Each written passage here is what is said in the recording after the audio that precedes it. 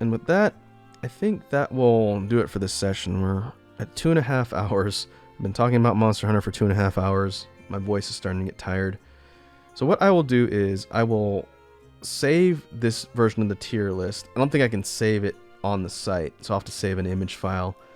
And then when I sit down to record the last part of the tier list, I'll basically recreate this, and then we'll pick up from down here with the one-eyed Garuga, and we'll plow through the rest of the monsters in the tier list here, and then that should be about it. So I will see you guys in the next recording session.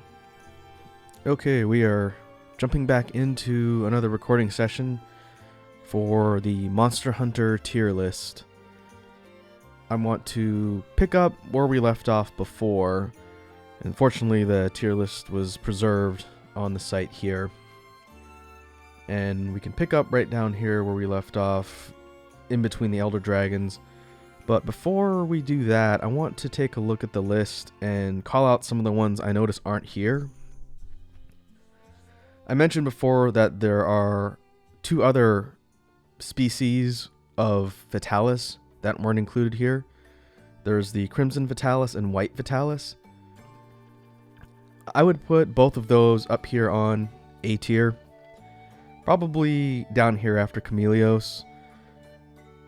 Both of them are pretty fun. The Crimson one is fought in a volcanic area and uses a lot more fire attacks. The White Fatalis is fought up in one of the tower arenas and uses thunder and lightning. Both are very well designed and pretty challenging to fight, so I'd put them up here on A tier. Reason why I put Fatalis Vanilla up here towards the top is just based on its incarnation in Iceborne. I was hoping they would bring back the other Fatalis siblings and give them the same treatment, but maybe we'll have to wait till another game to see. Another one that's not in the list for some reason, which kind of surprised me. I double checked and I didn't see it in here. And that's the end boss for Iceborne, Shara Ishvalda. Shara is really cool. I would also put Shara Ishvalda up here on A tier. I think I would fit Shara in between Dire Morales and Rathalos up on A tier. Super cool monster. Very challenging fight. Overall, pretty good end to the quote-unquote story mode in Iceborne. Those are the only ones I could think of off the top of my head after looking at the list. There's some other ones from the games that weren't included, but we'll go ahead and move on. Down here, the next one on the list is Scarred Jan Garuga. And this one I haven't fought in Iceborne, because I haven't gotten to a high enough hunter rank. But I have fought it in previous games, and I think technically this one's considered a variant, because it's not a different species. It's basically a Garuga that's got injured in a fight. It lost an ear and an eye. And as a result, it's a big spaz. The fight tends to be very chaotic, and it does more damage, and it's a lot faster. I'm going to put Scarred on C tier, but I think I'll put it above the Wraths. It's a pretty interesting fight, and it's challenging. Again, this is from my experience in the other games, but I don't think it necessarily rates super high just as compared to some of the other variants. It's kind of obnoxious to fight, but it does look kind of cool. Going back to the current generation of Monster Hunter games and Elder Dragons, we have Valhazak. Valhazak is one of my favorite elders from the current generation. The idea of a monster that wears the corpses of other monsters and commands this sort of effluvium that can take control of things. It's a very uniquely designed monster and a pretty fun fight too. I like Valhazak a lot, so I'm going to put it up here. I'm going to put it up on A tier. I think it definitely can compete with Kushala. I think I'm going to rate it higher than Kushala because the fight doesn't suck. And I think I'm going to actually put Valhazak up here after Dire Morales. It's kind of a toss-up. It could go between these two, I think. Because it's only been in one game, but it's very iconic, I wouldn't rate Valhazak higher than a Contour, but it is a pretty cool monster, and I hope they bring it back in other games. It's definitely unique. For its variant, Black Veil Valhazak. Basically, this one is a Valhazak that's been infested with mushroom spores, and it sort of uses that to augment its abilities. Instead of the standard Valhazak moveset, it has some slightly different attacks, and the spores give off fumes that can cause ailments, and it has that big area nuke that turns the whole area into fluvium. Black Veil is interesting. I don't think it stands on the same level as the original, but I don't think it falls into some of the samey tropes as some of the subspecies. So I'm going to put Black Veil up here on B tier. We'll put it after Silverwind. Overall, pretty neat monster. Still pretty cool. The original, in my opinion, is a lot more memorable though. Moving on, the end boss of Monster Hunter World Vanilla, Xeno'jiiva. A giant sort of larva elder dragon that you fight after it emerges from a cocoon. Overall, from a design perspective, I think Xeno is really neat. It has this sort of billowing look to it. It's translucent because it's just hatched and has the alien-like eyes. The fight is okay. It's not too bad. It's sort of a precursor to the larger target fights you get into later. I wouldn't say it's necessarily one of the most memorable of the Elders. Pretty good end to the base Monster Hunter World game, though. I'm going to put Xeno up here after Yamatsukami.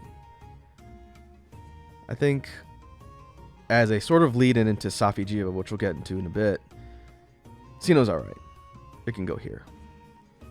Next, Kulve Taroth.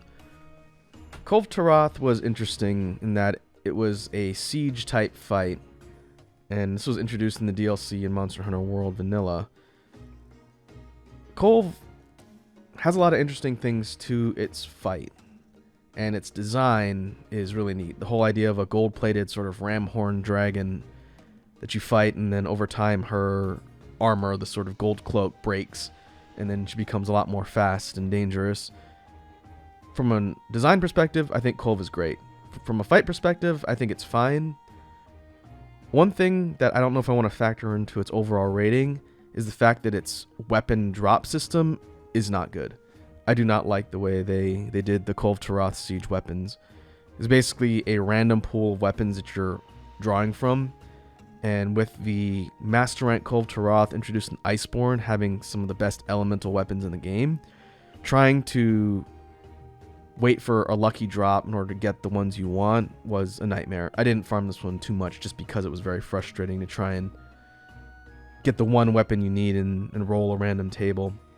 But I don't think that necessarily should bring the rating down too much. So I'm going to put Kulve Taroth up here on A tier. Its fight is better than Kushala. Its design, I don't know if I like more. So we're going to put it right up here next to Kushala. Sort of tied. If Kushala has the worst fight, but the better design, I think Kulve has the better fight and a slightly less good design, but both are pretty high rated. I like Kulve. If they sort of fine-tune how its loot drops, I think it'd probably be up here in future games as well. Next up, another Elder Dragon, the flagship for Iceborne, Velkhana. Velkhana is interesting. It gets a lot of screen time in the story mode for Iceborne as the major antagonist in the beginning.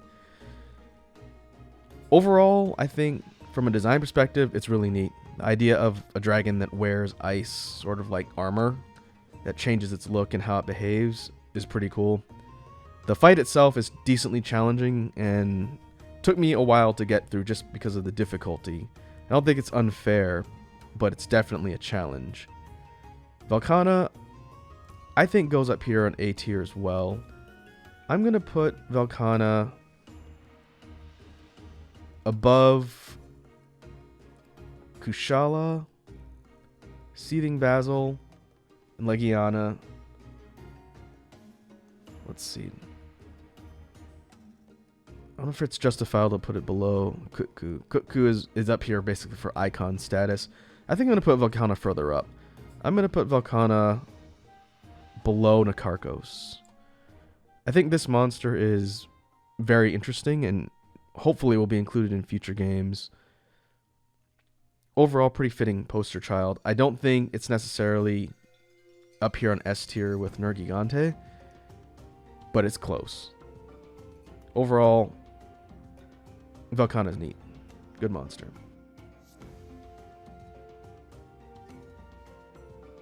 Next up, Namielle, another Elder Dragon that made its debut in Iceborne. This one is very interesting in that, from a design perspective, the whole idea of a dragon that combines things like bioluminescent vampire squid and almost like a Cthulhu-esque Lovecraftian monster with the ability to control water, basically a waterbender monster, paired with the fact that its fight is pretty fun. I haven't done Arch-Tempered Namielle, which I hear is pretty tough, but the base version, it's definitely cool. I think this would be probably one of my favorite Elder Dragons introduced in Iceborne. So I'm going to put Namielle up here pretty high. I'm going to put it below Valstrax. Overall, I would like to see Namielle in future games. I don't think they'd really have to do much to its fight. Maybe give it some new attacks and whatnot. But overall, well-designed monster, well-designed fight. Upper A tier.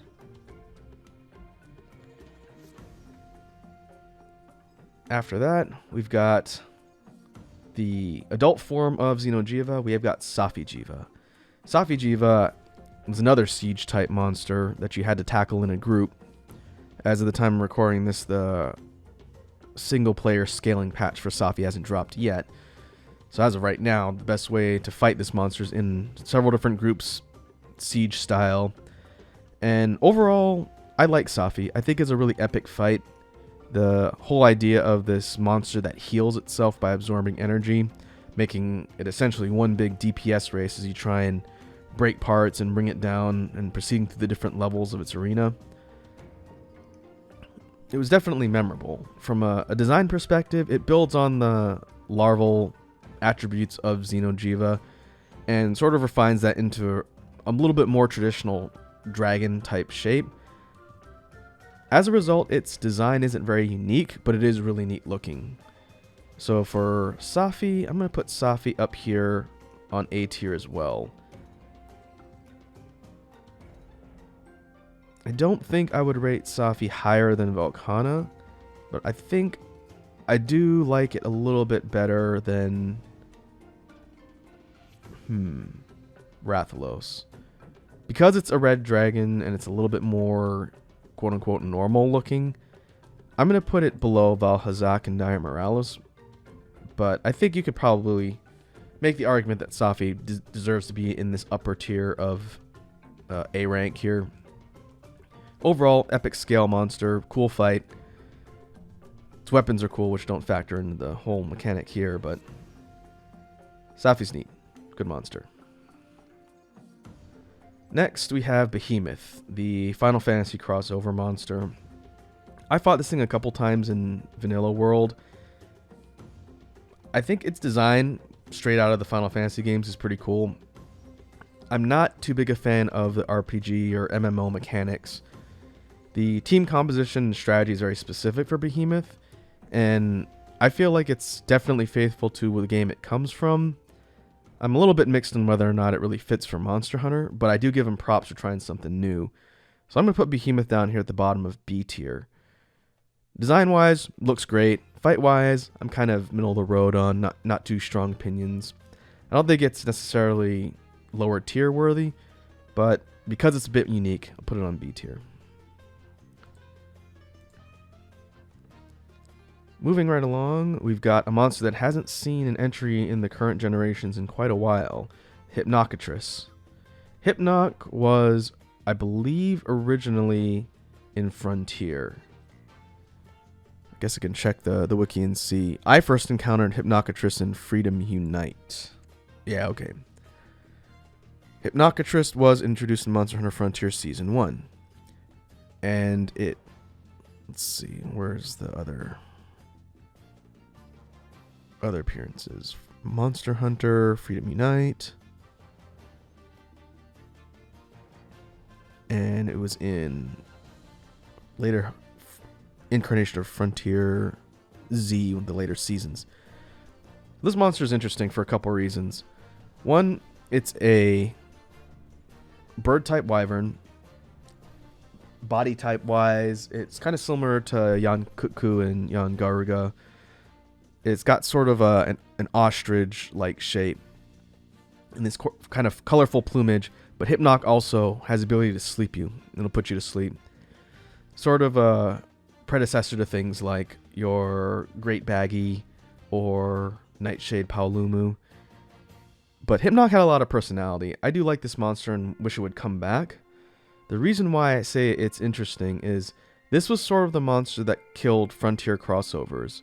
Apparently, based on what I've read, when this monster showed up in Freedom Unite, which would have been later than the first season of Frontier, apparently some of the Frontier players were really mad that the console versions of the games got a monster from the Frontier series, and apparently they made a big deal about it, and Capcom, as a result, didn't cross over any of its later monsters from Frontier into the other games. That's what I've read. I don't know if it's true, but it would make sense considering there were a lot of monsters in Frontier that were unique that we never saw in other games. Things like the scorpions, some of the brute type wyverns. There's a whole bunch of unique monsters in Frontier that I've done designs for that never came to other installments. I think Hypnoc and maybe Lavasioth. I don't know who came first. But as a result, we didn't really see crossovers after that, which is a shame. But for Hypnoc itself, its design is cool and its fight is interesting. I'm going to put it over here on B tier. We'll put it below Giganox. The idea of this sort of sassy bird that puts you to sleep, I think, is pretty neat. Hopefully, since Frontier is dead now, we'll see the monsters from its library come back in some form later.